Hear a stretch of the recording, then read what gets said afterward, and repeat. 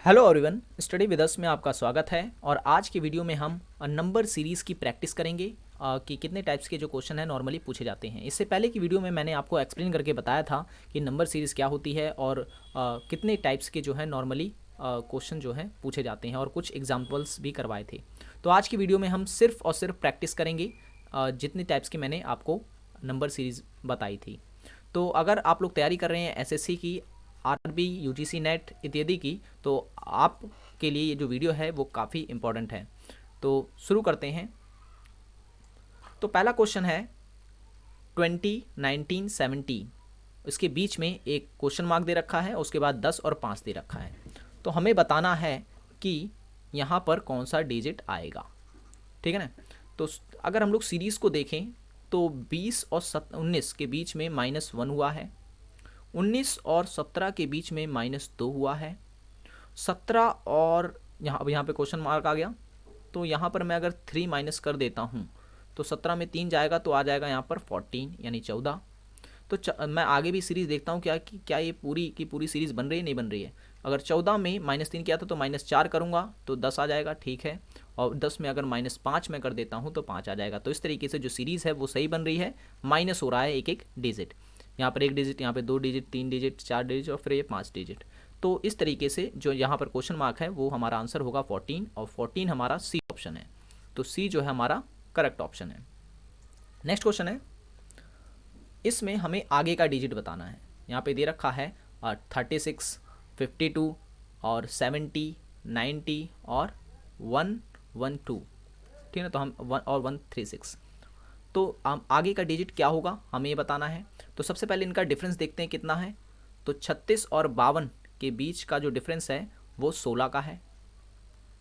अब 52 और 70 के बीच का डिफरेंस 18 है, और 70 और 90 के बीच का डिफरेंस 20 है। तो आप देखें सीरीज चलते जा रही है, 16, 18, 20, यानी आगे में 22 का डिफरेंस है और फिर आगे में 24 का डिफरेंस होगा, और आने वाली जो डिजिट होगी उसमें 26 का डिफरेंस होगा। आप देख सकते हैं दो दो डिजिट जो है बढ़ते जा रही है। तो 36 में 136 में अगर मैं 26 को ऐड कर दूं तो हमारा आंसर आ सकता है। तो 6 और 6 12 होते हैं, और ये हमारा आ गया आंसर 162। 162 हमारा जो ऑप्शन है वो है ऑप्शन बी। तो ऑप्शन बी जो है हमारा सही आंसर है इसमें। ओके, नेक्स्ट क्वेश्चन है।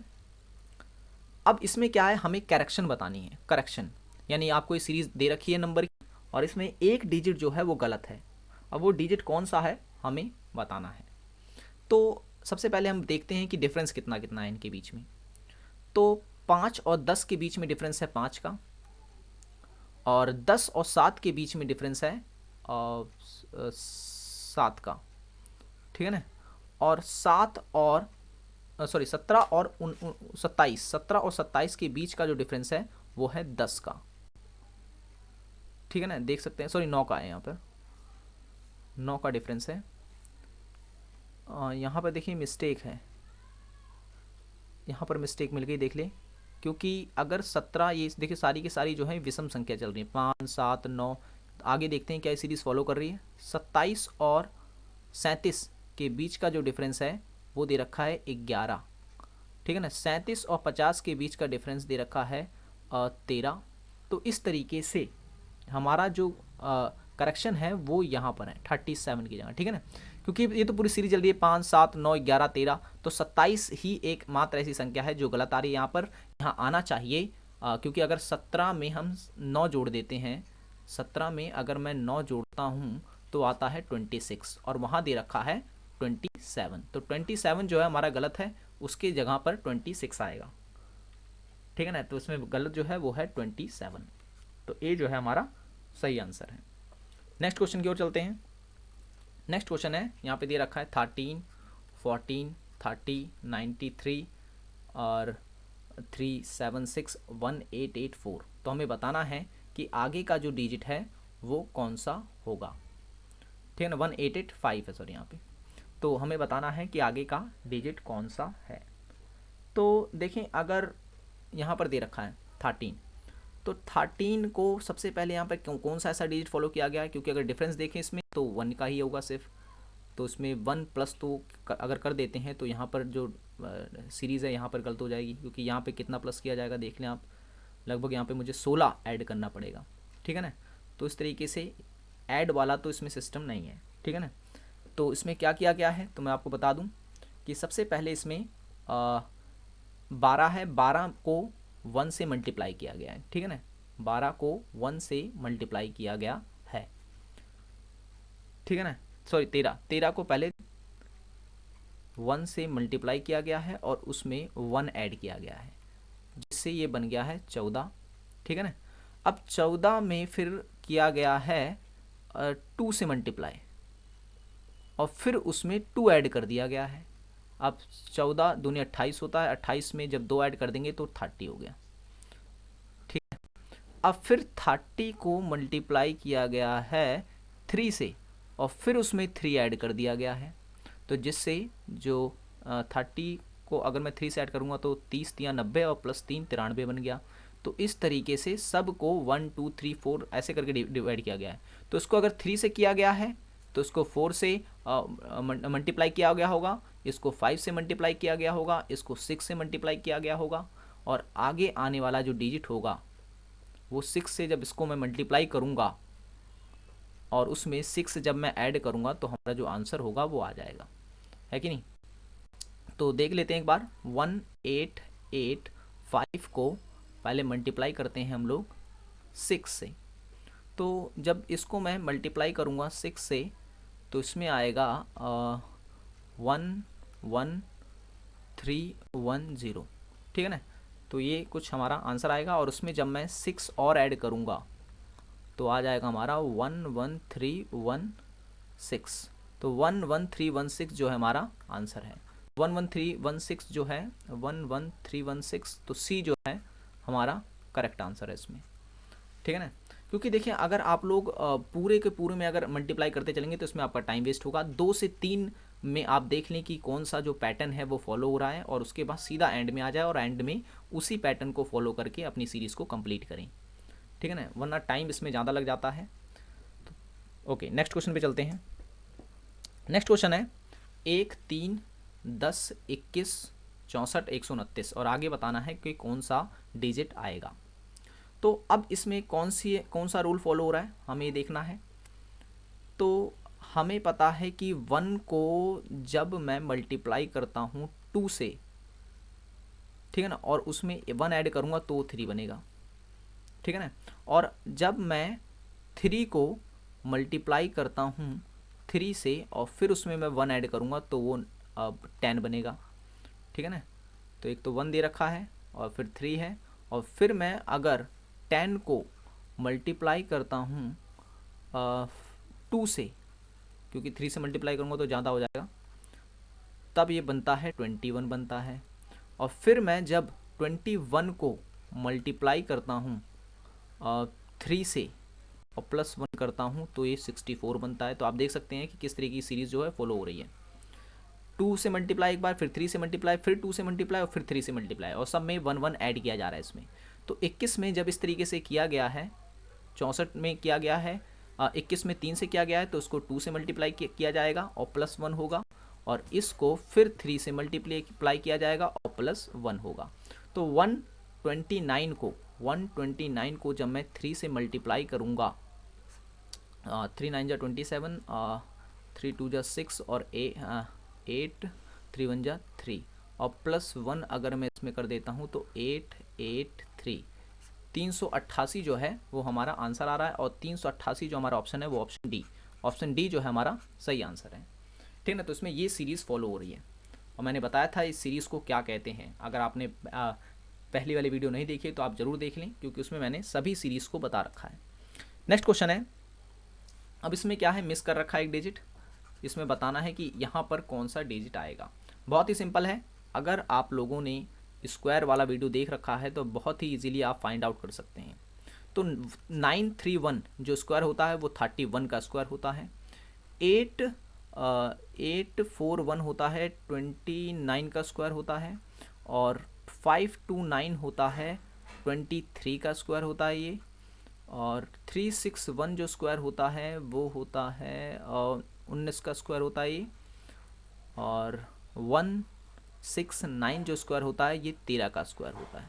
तो आप देख लें सारी के सारी जो है ये विषम संख्याएं हैं, लाइन से आ रही हैं पीछे से, ठीक है ना।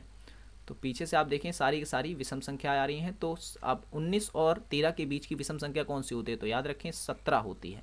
और 17 का स्क्वायर आपको पता करना है। अब 17 का स्क्वायर आपको पता होता तो आप तुरंत टिक कर देते। तो मैं आपको एक बार बता देता हूँ। तो 7 को 7 से जब मल्टीप्लाई करोगे आएगा 49, ठीक है ना, 9 यहाँ पे लिखें। और उसके बाद 7 1 जा 7 और 4 कितना होता है, तो याद रखें 11, ठीक है ना। अब उसके बाद 7 और 1 फिर से 9 8 2 289 जो है हमारा करेक्ट आंसर है। ये है ऑप्शन सी। जब आपने शुरू में ही मल्टीप्लाई यहाँ पर किया था तो पहले हमारा यहाँ पर 9 आ गया था। तो यहीं से आप लोगों को हिंट जो है मिल जाती है कि लास्ट में डिजिट यूनिट डिजिट तो है जो है इसका 9 होगा। तो मैं पहले भी टिक कर सकता था, वो मैंने यहाँ पर एक्सप्लेन करने के लिए आपको विस्तार से बता रखा है, ठीक है ना। हर एक सीरीज़ को बहुत ही जल्दी सॉल्व कर दिया जाता है। मैं इसे फैलाकर आपको इसलिए बता रहा हूँ ताकि आप ये समझ जाएँ कि कौन कौन से पैटर्न्स जो हैं वो नंबर सीरीज़ में आते हैं। नेक्स्ट क्वेश्चन जो है 3 4 16 75 और 364। अब इसमें कौन सा पैटर्न फॉलो हो रहा है ये देखते हैं। पहले मल्टीप्लाई तो हो रहा है और साथ ही साथ इसमें स्क्वायर का मेथड भी लग रहा है, ठीक है ना। अब मैंने तो जान लिया कि इसमें आगे क्या आएगा, लेकिन मैं आपको अब क्या है इसको फैला कर बताता हूँ कि किस तरीके से होगा। अब 3 को अगर मैं मल्टीप्लाई करूँ 1 से और उसमें 1 का स्क्वायर ऐड करूँ, सॉरी 1 का क्यूब ऐड करूँ, तो 1 का क्यूब कितना होता है, एक ही होता है।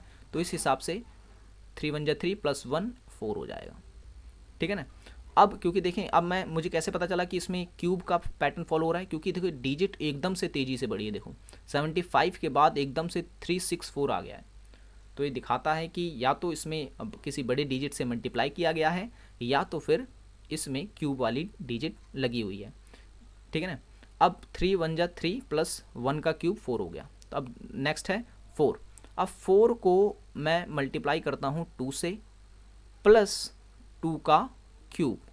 अब 4 2 जा 8 होता है और 2 का क्यूब कितना होता है, तो 2 का जो क्यूब होता है वो होता है 8। कैसे होता है ये मैं बता दूं, 2 × 2, ठीक है ना। तो 2 2 जा 4 2 जा 8, तो 2 का क्यूब होता है 8। तो इस तरीके से 4 दूनी 8 और ये 2 का क्यूब 8 8 16 हो गया, ठीक है ना। अब 16 को 3 से मल्टीप्लाई और प्लस 3 का क्यूब, ठीक है ना। अब 16 को जब मैं 3 से मल्टीप्लाई करूंगा तो क्या आएगा, तो मैं करके बता दे रहा हूँ। 16 को 3 से जब मैं मल्टीप्लाई करता हूँ तो 18 और फिर ये 3 1 3 और ये 4 48 होता है। अब 48 में 3 का क्यूब और ऐड करना है। 3 का क्यूब कितना होता है, तो 27 होता है, याद रखें, ठीक है ना। तो 27 होता है। तो इस तरीके से ये आ गया हमारा 75। तो यहाँ पर आएगा 75, ठीक है ना। अब यहाँ पे देखिए सीरीज़ हमारी पूरी फॉलो हो रही है। तो अब इसमें जब हमने इसमें 3 से मल्टीप्लाई किया था, सॉरी 16 को 3 से मल्टीप्लाई किया था, तो 74 को मैं 4 से मल्टीप्लाई प्लस 4 का क्यूब लगाऊंगा, है ना। और इसको मैं 5 से मल्टीप्लाई कर और फिर 5 का क्यूब लगाऊंगा। तो और उसके बाद तो हमारा आंसर आ ही जाएगा। तो मैं सीधा आ जाता हूँ 3 6 4 मल्टीप्लाई 5 प्लस 5 का क्यूब, ठीक है ना। क्यूब है यहाँ मैंने स्क्वायर लिख रखा है, तो क्यूब। अब मैं इसे सॉल्व करता हूँ। अब 364 को जब मैं मल्टीप्लाई करता हूँ, 364 को जब मैं मल्टीप्लाई करूँगा 5 से, तो 5 4 जा 20 0 और 5 6 जा 30 और 2 32 और 5 3 जा 15 और 3 18 1820। और 5 का क्यूब कितना होता है, 5 का क्यूब क्योंकि मुझे याद है और मैं यहाँ बता चुका हूँ कि कैसे करते हैं। तो 5 का क्यूब जो होता है वो होता है 125, सॉरी 125 नहीं होता। और 5 को जब 5 बार मल्टीप्लाई करेंगे तो आ जाएगा, हाँ 125, ठीक है ना। तो इसमें जब मैं 125 को ऐड कर देता हूँ 125 को, तो यहाँ आएगा 5 4 9 1। तो 1945 जो है इसका आंसर है। तो 1945 जो आंसर है, ऑप्शन है वो है सी का। तो सी जो है हमारा करेक्ट आंसर है। ठीक है ना। तो देख लें किस किस टाइप्स के जो पैटर्न्स हैं इसमें फॉलो किए जाते हैं। अगर आप लोग इन पैटर्न्स को दिमाग में रखते हैं तो 100% कह रहा हूँ मैं, कोई भी क्वेश्चंस आप नहीं छोड़ेंगे इसमें। हर टाइप्स के जो पैटर्न हैं मैंने अपने इस क्वेश्चंस में डाल रखे हैं। ओके, नेक्स्ट क्वेश्चन के लिए मैं अब जो है अगला वीडियो बनाऊंगा, क्योंकि अभी के लिए इतना ही, क्योंकि वीडियो फिर ज़्यादा लंबा हो जाता है। So thanks for watching this video.